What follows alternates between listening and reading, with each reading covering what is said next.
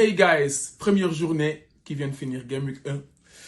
Journée, on va dire, assez bizarre dans l'ensemble. Il y a eu des certitudes qu'on a vues à Aaron Salah, etc.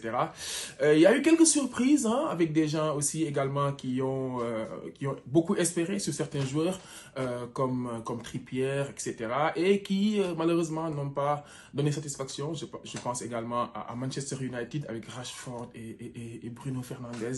Je pense qu'ils ont fait beaucoup de malheureux. Je connais des gens qui ont capitaine Rashford et malheureusement en fait qui n'a pas payé. Donc on est là aujourd'hui pour s'appuyer essentiellement sur the man of the game week, le meilleur manager de la Ligue Sénégal. Il a 99 points comme vous le voyez. Son équipe est plutôt pas mal, assez belle. Alors oui, c'est vrai, il doit être peut-être un débutant ou peut-être même pas, on ne sait jamais. Il a triple capitaine. Ça a marché. Alors, ce qu'il faut retenir, effectivement, on l'a dit, Adama l'a expliqué, triple capitaine, il faut le garder. Naturellement, il faut le garder jusqu'au Game Week où on est sûr à l'avance, à peu près, de faire en fait le plus de points. Donc, les doubles Game Week à partir du mois de mars.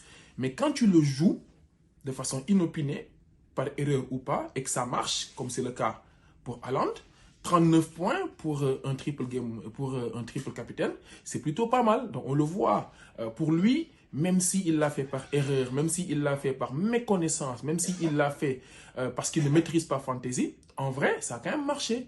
Donc, vous le voyez, 39 points sur Haaland, ce qui le ramène pratiquement en fait à 99 points. On va regarder son équipe, vous le voyez ici. Il a en fait une équipe plutôt assez classique.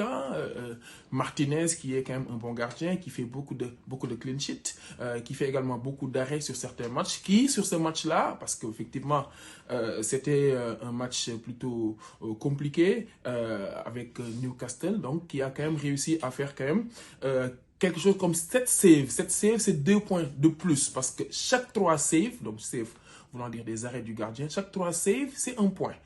Donc, quand on choisit un gardien qui potentiellement en fait beaucoup, comme c'est le cas de Onana, je pense que beaucoup de managers vont s'en donner cœur joie parce qu'Onana, il peut lui arriver de faire énormément de saves. C'est pas si mal que ça. Ça aurait été un autre gardien avec 5 buts, ça aurait fait moins. Parce qu'à chaque 2 buts encaissés, il y a un -1 sur les points. Mais comme lui, il fait beaucoup de saves, voilà, ça lui a permis d'avoir 1 point. Sur la durée, Martinez peut faire beaucoup de points. Généralement, avec Nick Pope, c'est des gardiens qui font beaucoup de saves et qui font beaucoup de points.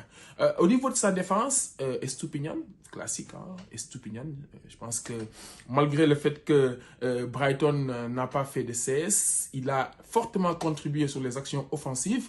Il a fait un assist à la fin et même il s'est même permis, en n'ayant pas fait de clean sheet, en n'ayant pas marqué un but, il a quand même raflé le bonus 3. Donc, pour vous dire que Estupiñán, c'est un joueur à avoir dans son équipe pratiquement les 38 game week. Quand on le regarde jouer, on voit qu'il est tourné vers l'offensif.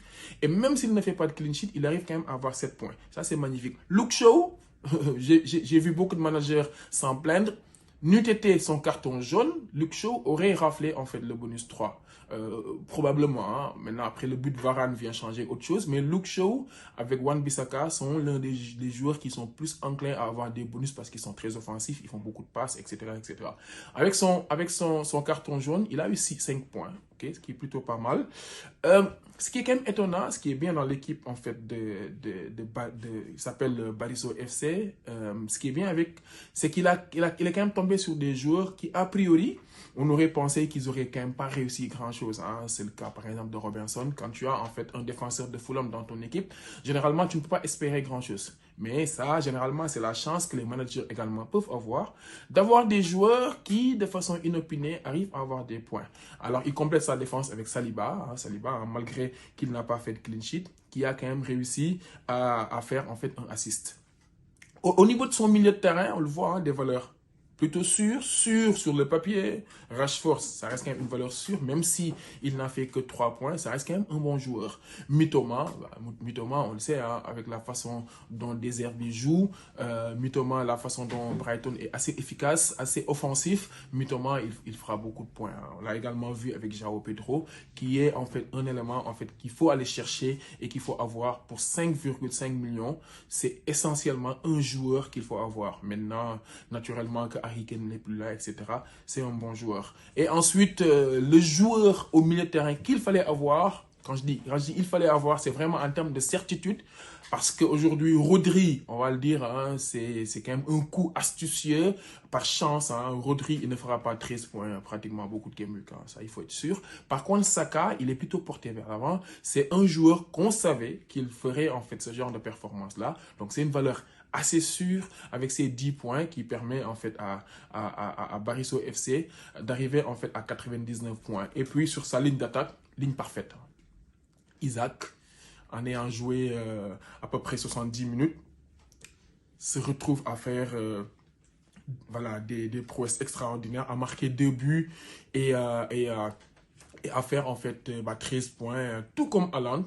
Isaac qui fait autant de points qu'Haaland en coûtant 5 millions de moins. C'est extraordinaire. Donc, il a une ligne d'attaque qui est extraordinaire, hein, avec également Watkins pour compléter cette équipe-là, qui lui aussi a réussi à faire 5 points. Voici l'équipe du Manager of the Game Week qui pointe à 99 points en ayant toutefois utilisé son triple capitaine. Remarque, sans le triple capitaine, il serait quand même à 86 points, ce qui est très bien dans ce game week-là. On rappelle que la moyenne sur ce game week-là est de 65 points. Donc, si tu as, manager, si toi tu as 65 points, ça veut dire que tu fais partie des 4 millions meilleurs joueurs, entre guillemets, qui ont réussi à faire un score supérieur à 65 points. Maintenant, il faut se concentrer sur le prochain Game Week. Un numéro est à venir pour vous parler du prochain Game Week. Vous pouvez le suivre également avec notre scout Prince Nard qui vous donne les tuyaux pour le prochain Game Week. Bravo à Barriso. Bravo pour ces 99 points. Et j'espère que ce sera vous le prochain Man of the Game Week. Ciao les gars.